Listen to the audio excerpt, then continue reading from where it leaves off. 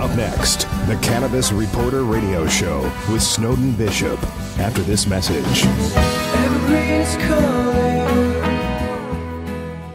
If you're in cannabis, you've heard your colleagues say it.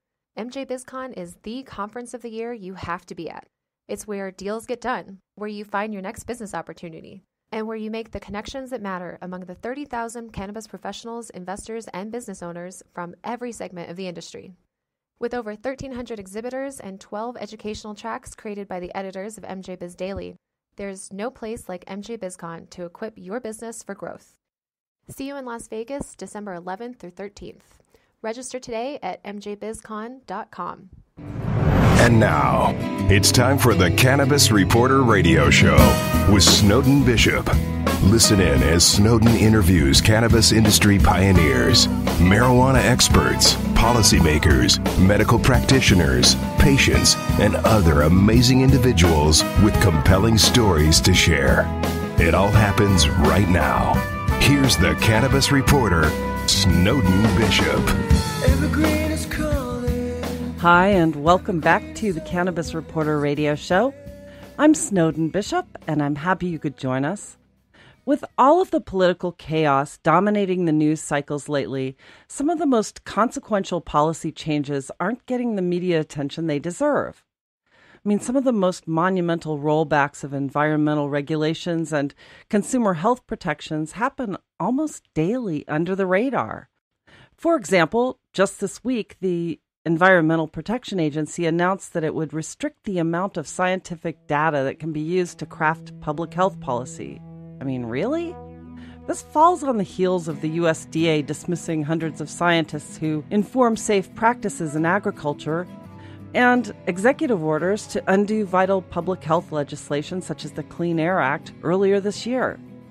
It comes as no surprise, considering that all the data related to climate change was deleted from the public-facing EPA website in 2017, as if that would erase the science behind it or give credence to climate denial.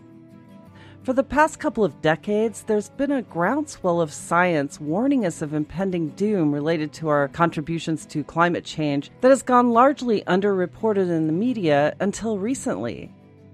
And it's starting to get some attention because in the last couple of years we've seen a dramatic rise in cataclysmic climate events, with whole regions being obliterated by massive hurricanes, tsunami-like storm surges, thousand-year floods, and catastrophic wildfires. Despite the valiant efforts of environmental nonprofits and niche media outlets covering the work they do, mainstream media has been slow to connect the new normal with man-made causes with any sense of urgency. And with all the positive reporting about the benefits of enacting the Green New Deal, there's just as much propaganda from the climate deniers about how it won't work. It's pie in the sky, unrealistic, inconvenient. You'll have to trade your car for a bicycle and lose your job if you work in a coal mine. But it's important for anyone making a judgment about the Green New Deal to understand that those who are producing the negative propaganda about it have a vested interest in making sure it doesn't succeed. Not ironically, they hail from the same corporate sectors that convinced the public and Congress to ban cannabis in 1937. Why? Because those industries sought to eliminate competition for the new fossil fuel industries to make paper, textiles, composites, fuel, and nearly everything else that was once made with hemp. Not to mention pharmaceuticals, which largely replaced medicinal cannabis at the same time. Since then, the damage caused by the prohibition of hemp and cannabis has caused a major health crisis, and unless we reverse course now, it will only get worse. How we go about doing that is returning to more organic ways of creating the products we've come to rely on as a society. The Green New Deal is a great way to start, but I'm convinced that cannabis is a key component that will make the Green New Deal truly green. And that's the topic of today's show, and my guests have some great ideas about how to make that possible. Trent Paasch and Mike Lewis are co-founders of Third Wave Farms, a company that has set out to revitalize America's rural economies with game-changing new technology and regenerative agricultural practices. They met while working on a project with a company developing CBD products. And through this project came numerous discussions about the challenges and opportunities in hemp. A friendship was born, and soon after that, Third Wave Farms was formed. Trent hails from Oregon, where he was raised in a farming family. He's achieved a great deal of success in the food industry, starting in sales and working his way up through executive leadership positions. As CEO of Third Wave, Trent oversees the C-Team business development strategies and raises capital for the company's expansion.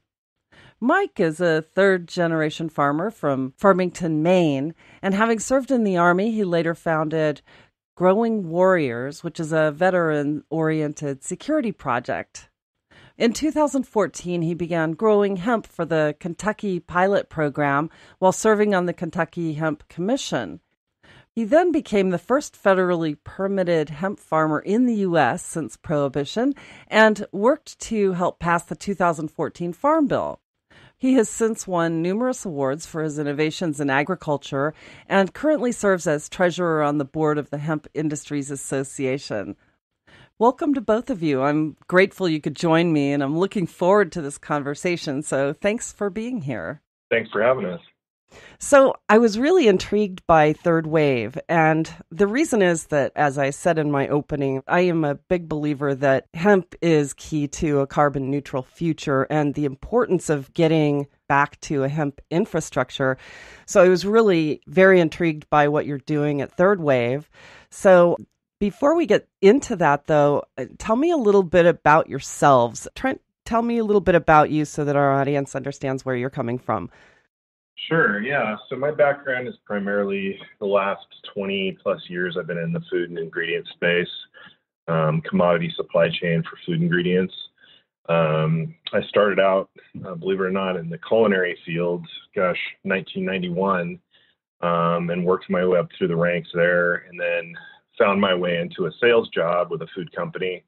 And from there, just started going into the supply side of things with a seafood company, and then eventually running a trading desk out here in Oregon for a commodities firm, primarily sourcing edible oils and seeds for different food companies, such as Costco, Walmart, a lot of brands that are in the natural food space. I was really a part of that whole non-GMO movement, as well as organic and more sort of sustainable products throughout this food supply chain.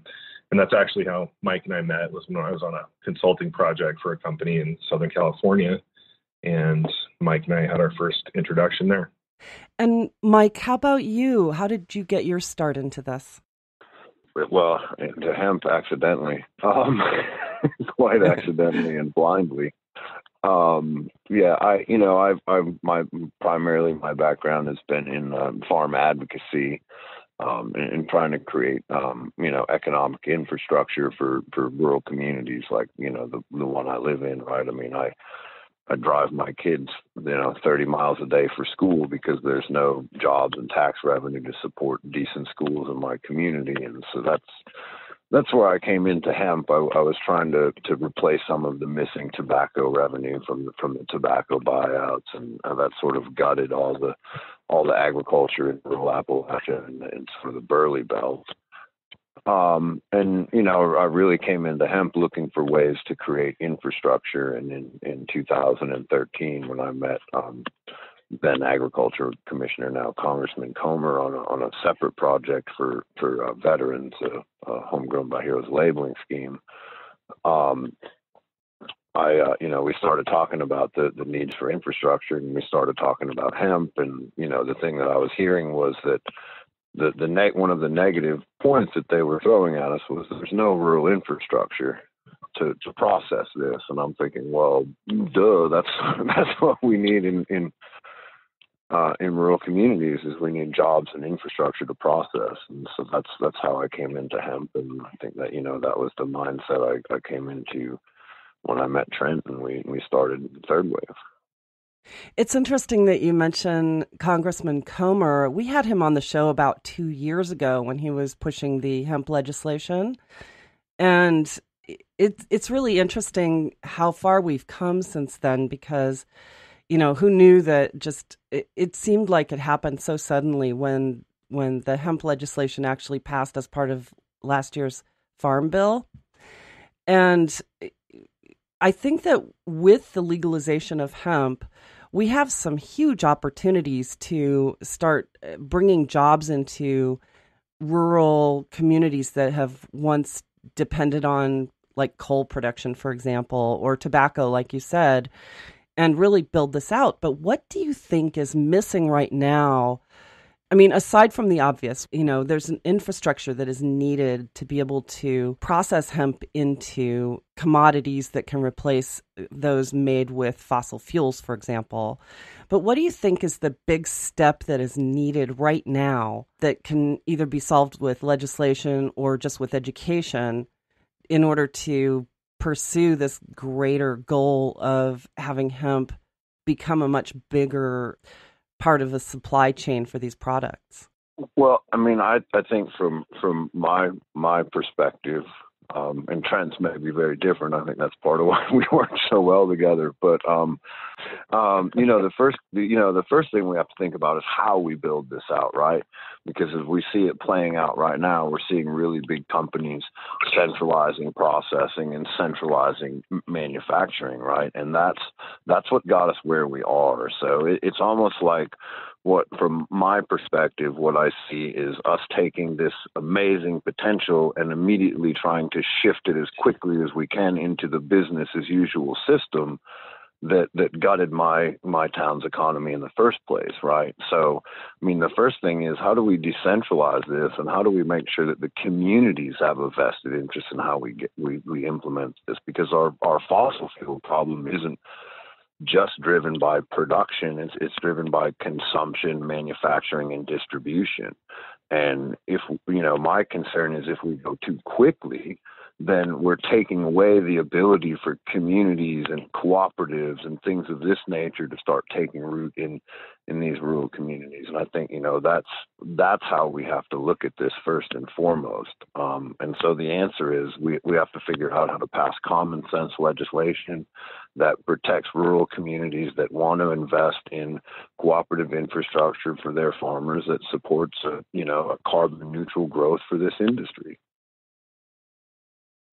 Yeah, and I totally agree with Mike, even though we come from different worlds, and I think that's part of our synergy is that, I made the joke odd couple, but, we just come at it from two different ways, but then somehow we meet in the middle and understand each other. So it's been a really great relationship in that sense. But I think it's, being a hemp company and thinking that hemp can be a total solution for this, I don't think that's the answer. I think it's part of the solution, but it's definitely, a much bigger issue than just looking at converting hemp over as a main source for everything. It's not the total solution, but it's certainly part of it. Well, at least for now, it's not the total solution because obviously, like you said, the infrastructure still needs to be built out. But when you look back on history and how the founding fathers of our nation actually depended upon hemp for so many things and really saw it as a path to prosperity for not just the farmers, but for everyone. And, when you look at how much virgin pulp is being used to make disposable papers, for example, paper towels and toilet paper, for the most obvious, and how we use petrochemicals to make disposable plastics, that are part of everyone's household and, comprise like at least 50% of the trash that's taken to landfills.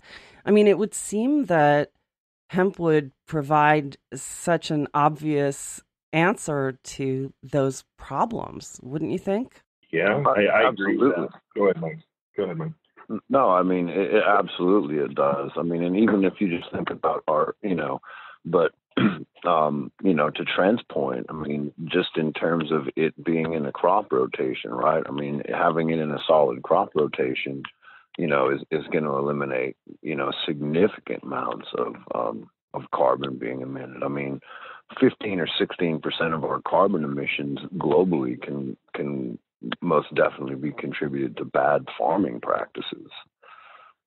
So, proper farming practices, and like you said, then using the residue from those proper farming practices to put into paper for, manufacturing and all of that. I mean, the potential is amazing, and I don't think any of us, any of us deny this. Anybody with common sense wouldn't deny that the potential is amazing, but I think that the struggle that I always face is how are we realizing that potential, and how do we create something that it's not just sustainable for the land, but sustainable for the communities that are doing this good work, I was going to just add that, supply and demand is sort of the economic driver that picks winners and losers. And I think with hemp, there's obviously a risk to some of those current chosen winners in the market, I would say, that creates a potential threat. And so you asked earlier what we can do in terms of education and legislation. I think from my standpoint, it really starts with educating. I think people have to understand what the potential is for this crop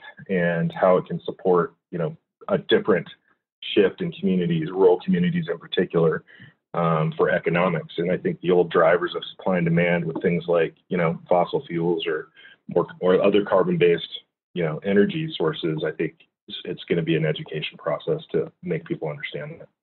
Well, and also an education process for legislators as well, because I was looking into this a couple of months ago, and I've been writing a white paper for the last 6 months that, it keeps evolving as I learn more. When you look at the subsidies that are now being put into some of the most profitable companies in the world, namely, let's start with like Exxon, $11 billion in tax incentives that they could be paying into the economy that are being given to them to proliferate our dependence on fossil fuels.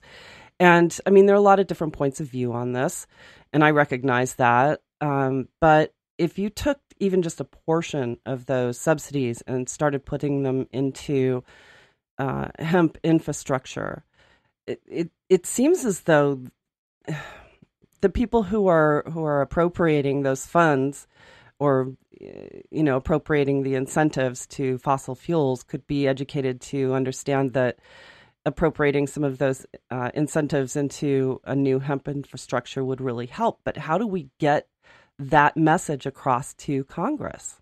I'll let Mike take that one first.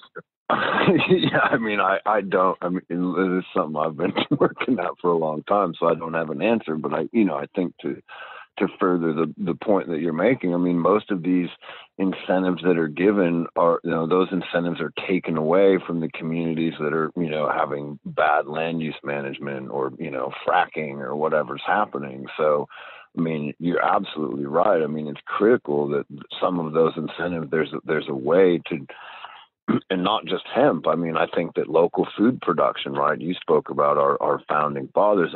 They screamed about hemp for independence, but they also screamed about people being resilient, independent, and that's what truly makes us free. And so not even just hemp production. How do we turn that back into local food production systems? How do we take the money that we're incentivizing them and reinvest it back into these economies? And that's not a conversation anybody, but probably a handful of us want to have, but it's absolutely right.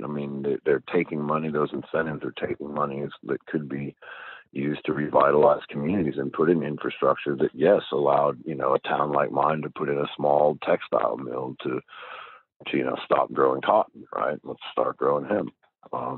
And just on land use, cotton is, I think 3% of global agriculture production, but it uses a third of the water and a third of the pesticides. So yeah, we should be using that money. But, we've been trying to be creative about how we can get money for these types of projects, but it's not an easy thing. And nobody wants to have those conversations because of the way the system operates, and we don't have enough money to have a big enough voice at this point in time. Yeah.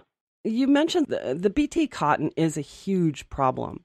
And when you consider that a lot of the fiber that comes from cotton could be grown a lot more sustainably with hemp, which uses a fraction of the water. And you can grow it without toxic pesticides. You can actually make your own pesticides out of the compost of hemp.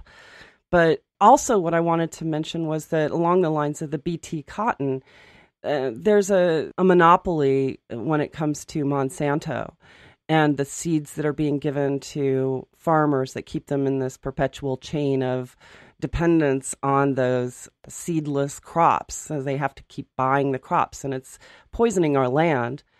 And I'm not educated enough to speak on subsidies that they get, but I know that, there's like the fox guarding the hen house when it comes to Monsanto's lobby actually running things, in our USDA. And for a long time, they've been a part of our agricultural advisory committees in Congress and, with their lobbies especially. And I wonder, as hemp becomes more and more popular, is this going to help rescue, if you will, the farmers that have become dependent upon it or pushed out of the market altogether in food production because of these big farms consolidating and pushing out the smaller farmers? I mean, how can hemp be a solution for that? Well, you're on with two guys that hope we figure part of it out. Yeah. I mean, it's all complex. I mean, the subsidies rule. You're absolutely right. I mean, that's the way it works. And I mean, like I said, I mean, there's thousands of organizations that have worked on this. And not to harp on the BT cotton, but I have friends that are first responders that are part of these active groups that, our first responders are getting cancer faster rates because, this is heat cotton, their inner cotton layer is BT cotton and it's leaching, right? Because there's still, you can't grow a plant with BT and not have BT and other chemicals that come out in the plant material, so these guys are getting sick. It's in our clothes. It's everywhere. And I don't know how we incentivize. I mean, there's two ways, right? I mean, I know how we do it. There's two ways. Number one, we vote when there's an election, and we vote with our whole conscience. And then, and the other is we vote when we shop. So, I mean, as consumers, half the problem's the lobby, and I say the other half is us. It's all of us. It's the world we live in and the way in which we consume. And not much is going to change until we recognize that, at least in my opinion. And from my perspective, it goes back to that winners and losers piece of conversation that, right now the way it's set up is that winners are chosen. And the way that we permeate or get into that side of the industry is to start putting money into the system that's already in place. And hemp, a lot of people have taken a wait and see approach with this crop to see what's going to happen and if it's actually going to come to fruition the way people have talked about it. But I think ultimately, if Mike and I are successful at what we are doing, we have the ability to sort of change that paradigm and start to shift the conversation where this is not only, just a CBD crop anymore. This is a fiber crop. This is a food source. This provides a lot of different alternatives that legislators will listen to and get in communities. And the fact that Kentucky drove this, tells you all you need to know. This was a necessity for the state of Kentucky to sort of pivot off of tobacco and other issues that Mike's well more informed than I am. Well, Kentucky has certainly led the way when it comes to hemp. And, I credit Kentucky's national legislators with pushing hemp legislation through. And that's a really good thing.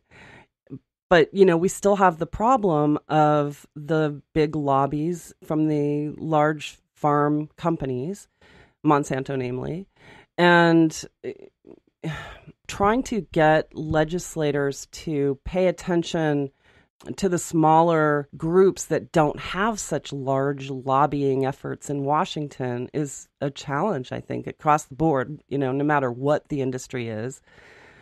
But if you had your druthers, if you had an audience right now with legislators, what would be your primary message?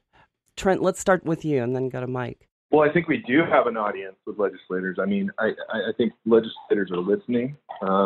If I had my druthers, look, we're not going to come in as a hemp agribusiness and change the rules, but what we can do is we can come in with credibility, with a track record of success, and with a plan, and to be a part of that conversation with legislators to say, look, we're not the panacea.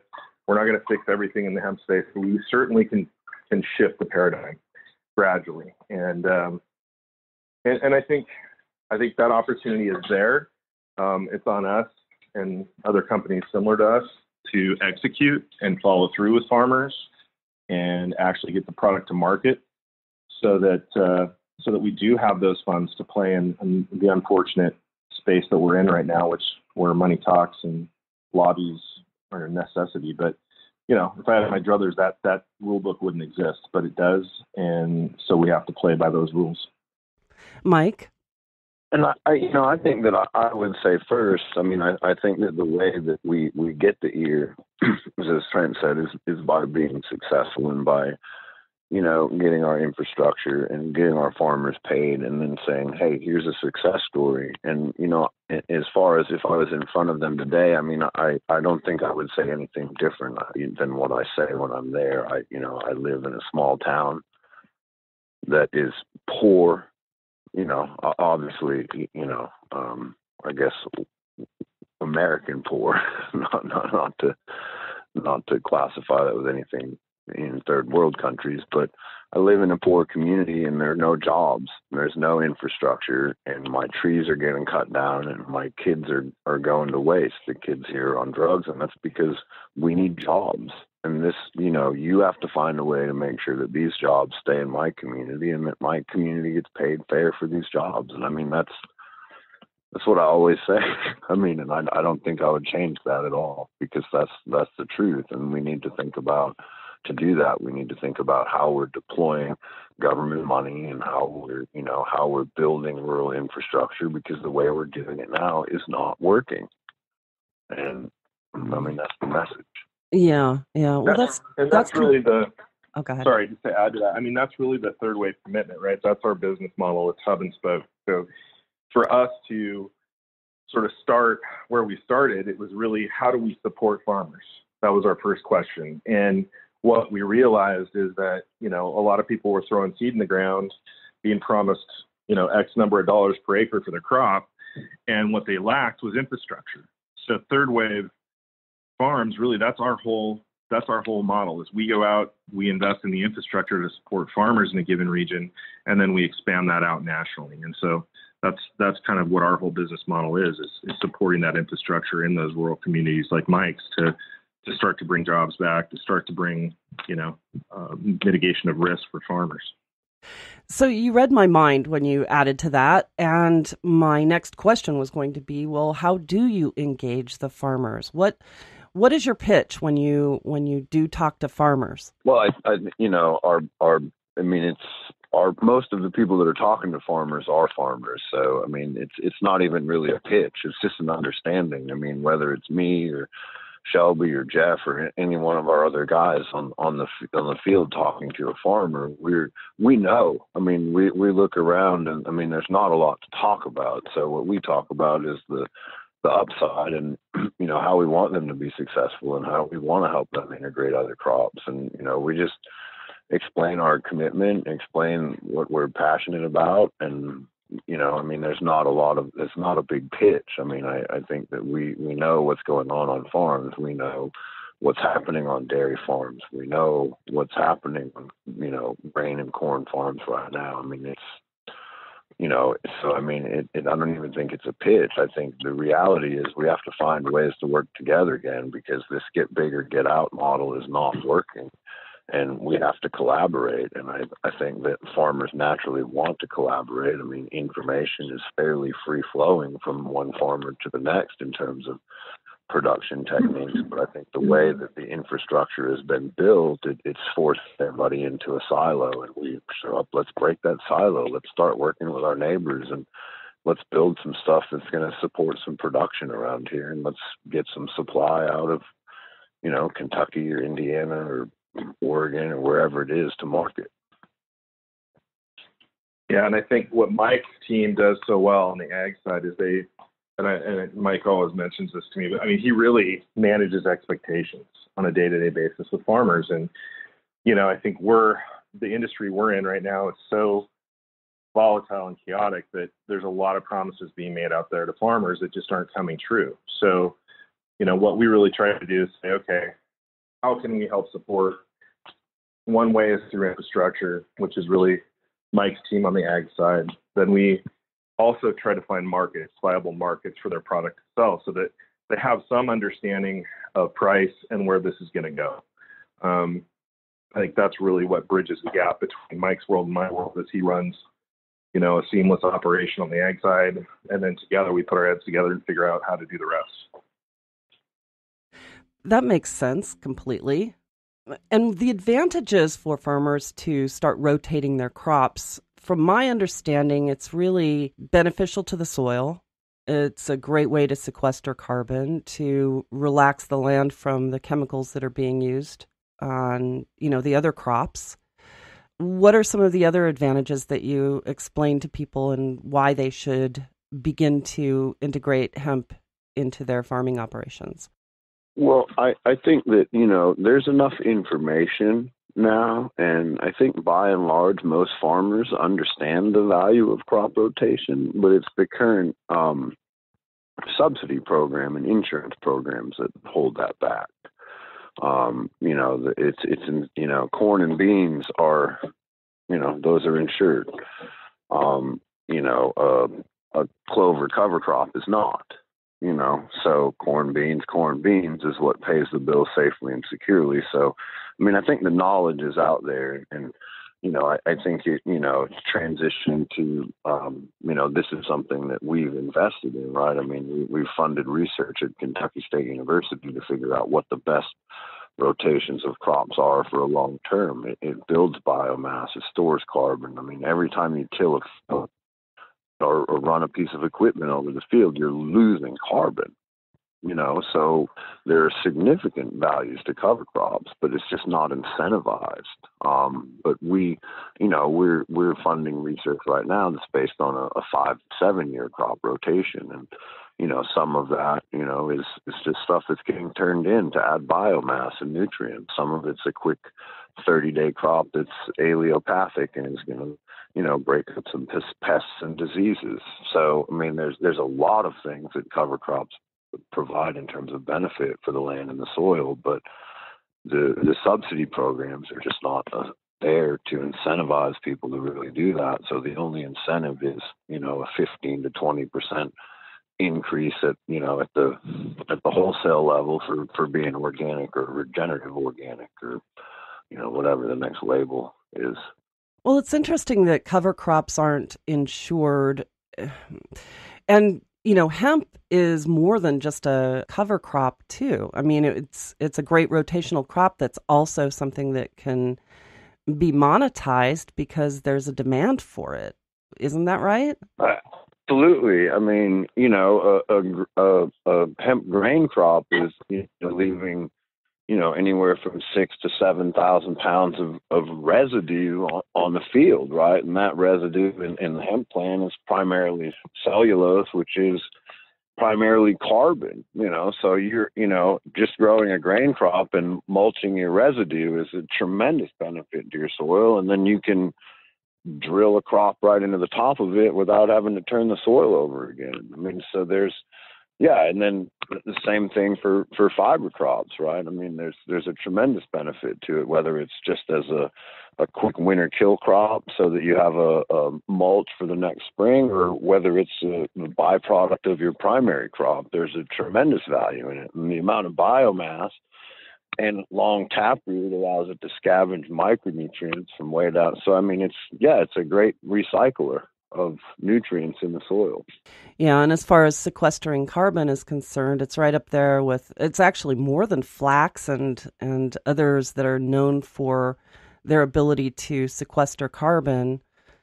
So, it seems like the upside is just tremendous for farmers. So, is there anything else that you think is really important for farmers or legislators to know about what you're doing and let me ask you this. With the infrastructure that you're investing in, what are some of the specifics?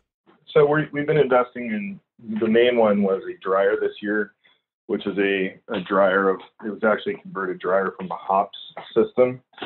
So we can dry large scale amounts of hemp for CBD, but we're also investing in other components of the infrastructure like trimmers, long term, we're long on the whole crop, not just CBD, but obviously CBD was the way we're going to monetize a lot of this.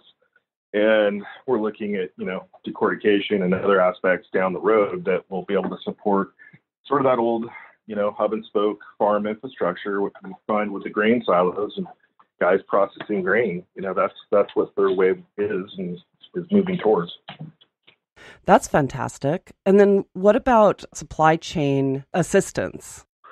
Well, that's a great question, and I'm going to jump in on that, even though it's not my lane, because I do want to add another big portion of what we've invested in is technology that provides an extra layer of security for our farmers.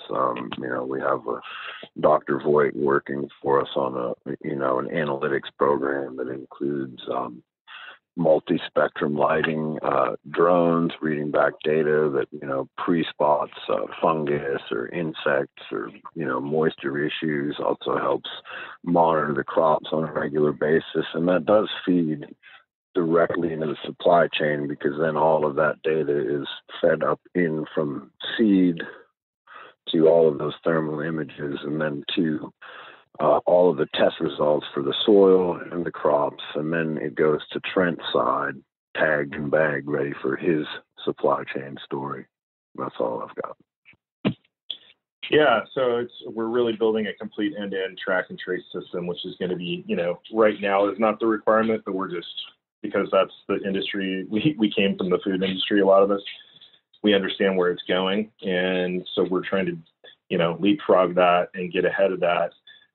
To be compliant before any FDA sort of rulings, but we are really excited about everything that Dr. Voigt's doing in the supply chain, as well as Mike's team and mine. I heard a puppy. Guilty. No worries. So tell me about Dr. Voigt. Yeah, Doctor, we recently just hired Dr. Brian Voigt from the Gund Institute of Ecology and Economics. He's a multispectral analytics doctor. He works on imaging, data collection. He's really, really lucky to have him. He runs all of our quality control testing programs, but his primary specialty is in multispectral mapping and imaging and data analysis. That sounds pretty interesting. So when you're talking about all of that, is this for outdoor and indoor crops or just indoor crops? No, this is all outdoor. Our drones are equipped with multi-spectrum cameras, so they see light at different frequencies. And when we adjust certain frequencies of light, we're able to spot different things in the field, like it creates a different color image, and then that image gives us information. That image then gets turned into, well, this is, a water leak, or this is botrytis in the field, or this is a corn earworm starting to develop. And it's all based on what spectrums of light they set the cameras to. That is absolutely fascinating. I haven't heard of this, and I suppose that for hemp that's being grown for medicinal purposes, for CBD, that would be an incredibly important tool. We certainly think so. Yes. It gives us complete track and trace, both for the consumer side and from the regulatory and compliance side, right? I mean, our consumers are then, directly connected back to the farm because it's embedded in our tracking system. Wow, what an incredible tool. So I learned something really important here. Thank you for that. And then with that information, then you can start to establish protocols for mitigating some of the problems. Do you help with that as well? Yes, we have a complete set of production protocols. We're essentially, our model is very similar to how the tobacco used to work. We have guys that will come out and visit the farms regularly. We have production protocols that will be, controlled from a third wave hub, so to speak, that will notify farmers when they're supposed to do a certain, say we're fertigating, we're going to fertilize on this day, we're going to fertilize this much per acre. They'll be able to take images and send those images to us, and we'll be able to analyze pests. Something shows up. So we've built a pretty clean communication system to help keep farmers safe and secure in their production. So what would be the advantages of using hemp as opposed to GMO corn for feedstock for livestock? Well, I'll let Trent weigh in on the nutrition side, but just from a production side, number one, it would produce less methane because the cattle can actually digest the hemp seed. And then, the other larger reaching impact would be that less corn and soybean would be grown, which is one of the biggest issues we have today. And I'll let Trent weigh in on the nutrition side because he's smarter than I am at that point. Well, I think from a protein standpoint, hemp byproduct, hemp meal is very attractive for both dairy and for animal feed across the board. The problem has always been it's cost prohibitive at this point compared to, competitor products, largely because of that other issue we talked about earlier, which is infrastructure. A byproduct of processing, corn and soy, they can produce metric tons a minute on that type of material where, hemp, we just don't have that infrastructure in play yet. So it's starting, and we're doing some interesting things around that with the USDA, but it's going to take more time. And again, if we come into a new space where there's potential winners already that are going to become losers because of hemp, then it's going to be a heavy lift. But we feel like it's definitely worth exploring and worth driving that. And how do you, back to the supply chain, with some of the uses of hemp, people who are growing it for CBD, obviously there's a tremendous leftover byproduct or scraps and that sort of thing. I mean, are you educating people about how to use some of that waste product, or it wouldn't even be waste product, really? I mean, if they're growing hemp for CBD, for example, then you've got large portions of the plant that are not being used in the CBD supply chain. How do you have them make use of the entirety of the plant if that's what they're specifically growing it for? Well, the answer is we mow it in and add it back to the soil. And that is simply just a function of there's not enough weight. An acre of CBD is going to have 1,500 to 2,000 plants in it. So it doesn't become cost effective to move it off the field because there's not enough biomass there. There's probably 200 to 300 pounds of biomass that can be extracted from that field. So we just mulch it back in and put it in as a soil amendment. We save money on our fertilizer. So, I guess that's still economic value for our farmers, but we've never found a valuable enough use for the amount of weight that's in there to justify the fuel expense of hauling it off, if that makes sense. Yeah, from the extraction standpoint, so post-farming into processing, you do see some waste product coming off the extraction side. That would be your gums and waxes, small amounts of meal. But at this point on the meal side, it's not approved for animal feed at this point, but it's moving in that direction. The gums and waxes and lipids that are coming off the plant have complete viable uses in, soap, detergent, a lot of different applications there. So, from our standpoint, we're looking at some of those, aftermarkets and determining where we can keep adding value for the farm supply chain on that side. And we've got some interesting opportunities there, but nothing fully developed. And are there enough companies that are using that excess biomass after the extraction to make detergents and soaps and things like that. I mean, how are you encouraging people to get into using that hemp or biomass in their production of those kinds of consumables? It's really the same process that we did with CBD. So we start by going out and identifying those markets, developing those markets, and understanding what kind of relationships we can make. I mean, I know Mike's got a great relationship with Dr. Bronner's. They've certainly led the way in that industry. So the more sort of aftermarket companies we can build relationships like that with, to do something with these byproducts is just going to continue to support, our overall objective, which is to build value into the supply chain for farmers. Yeah. I interviewed David Bronner about 3 years ago, actually, and what they're doing with hemp, and they've sort of been leading the way long before hemp legislation was even a twinkle in anyone's eye. But I imagine that they'd be a great buyer. But are there other companies? I mean, it seems like it's not caught on yet. Proven the model, right? So, and there is other companies out there making products with hemp now, probably in large part because of them. But, we just need to keep proving that the proof of concept works with hemp across the board. And, we'll drive more companies in that direction through supply and demand. Yeah. And I think tapping into the organic market, the people who are producing organic products, is a great place to start for the supply chain because of the way that hemp can be grown so much more efficiently than any other crop, particularly cotton. So I heard recently that Levi's is actually going back to hemp for their jeans. Have you heard this? I read an article about it. It came through my feed. I hope that it's not viscose, but I guess we'll take a small victory if that's what it is.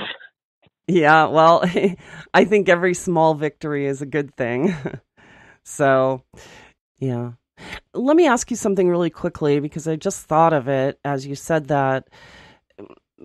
There seems to have been some mishaps in Oregon that I heard about through the grapevine about people buying what they thought were feminized seeds that turned out not to be that, and they've lost a lot of money. Do you know anything about this? My understanding, if you're talking about the same thing, is that it's an Oregon seed company, but it's a Kentucky issue in terms of the company that bought those seeds, and I won't name names. But it seems like there were some promises made by a seed company, and some seed ended up in Kentucky, and it was not what was represented. At least that's the allegation. Yeah, that sounds about right. I think that's pretty common. I mean, it's pretty commonplace either there or, either on the seed side. I think this was just a much larger scale, but I mean, we see a lot of that, people getting bad genetics on a smaller scale, and, it's just less high profile, but it seems like it's pretty prevalent. And for farmers who are just getting into this, how do they avoid this? How can they ensure that what they're getting is what they've been told they're getting? Well, that's hard because there's a lot of fake C of A's. But I mean, my best advice would be, if it sounds too good to be true, move on.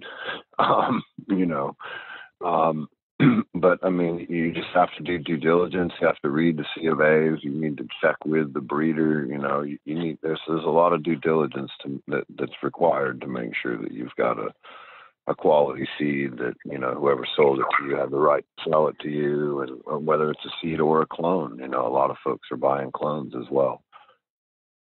Yeah, and Mike mentioned this earlier, but we're working directly with Kentucky State University there, and we've, for the last 2 seasons, planted cultivars with them for research. So, make sure when you're buying seeds that you're working with a reputable partner. If they can back it up with, not only C of A's, but other information or research that's been done around it, that's going to be, your best assurance. Yeah, great advice, I'm sure. So anyway, well, are there any last thoughts that you think we haven't covered here that you'd like for people to know? Trent, let's start with you. No, I'm actually can't think of anything off the top of my head right now, but thank you for your time. I really appreciate the opportunity to talk to you, and we're excited to be exposed out there in the market. Well, I'm grateful that, you were able to come and talk about this. I think it's one of the most important movements that we have going on right now. I mean, cannabis in general, but hemp particularly, especially with the legalization. And I just think the potential is just so enormous to revitalize farming communities and create jobs and create a more sustainable way of doing things in general, getting away from the fossil fuels and the petrochemicals that are used to grow food crops. And the potential is just endless. Mike, what about you? Any last thoughts for us? Know your farmer. About it. Know your farmer. I love that. Know your farmer. Yeah. Elaborate. Well, I mean, I think that we're, socially we're disconnected, from the land. I think dispossession is a very real thing. And I think that if you know your farmer, that means you're getting a little closer to the land, and that helps you see things a little more clearly, in my opinion. So if you know your farmer, you at least know a little bit about land and land use. Yeah. And then the message to farmers, we have a large rural audience here at the Cannabis Reporter because we play throughout the farming belt. And I know that there might be some farmers out there listening who might find this very interesting. What's your primary message to them? Enter with caution. Know your partners, and don't plant without a contract. I think that's the best advice we could give at this point. Do your homework and plan. Work with people you trust. Yeah, exactly. Certainly. Have a plan. Come to the market with plants, and understand that beyond planting there needs to be a plan for fertigation, for harvest, for where you're going to sell this material. And don't just take the word of somebody on a handshake. Check them out, find out where your product's going to end up, know where it goes in the market. Yeah, great advice, I'm sure. So, well, I think it's about time to start wrapping it up. So I just want to say I'm really grateful for both of you coming on to talk about what you know, and I'll make sure that on the article post, when this episode is archived, we'll make sure that there's plenty of information up there so that people know how to find you in case they'd like to look you up. So, yeah. Well, thank you. No, we really appreciate the opportunity too. So it's great to talk, and it's great to hear your passion for the land and the climate. It's something we need more of. So thank you. Oh, my pleasure. Thank you very much for the opportunity. You are so welcome. I appreciate your being here. Oh, so it is time to bring yet another show to a close. Once again, I'd like to personally thank my guests, Mike Lewis and Trent Paasch, for sharing their insights and knowledge with us today. If you'd like to learn more about the work they're doing at Third Wave Farms, please visit us online at CannabisRaporter.com. Click podcast to find today's episode, and that's where you'll find their bios along with a link to their website. We have so many people to thank. First, I'd like to express our gratitude for our radio partners, Blue Mountain Energy and Canisphere Biotech, for supporting our show.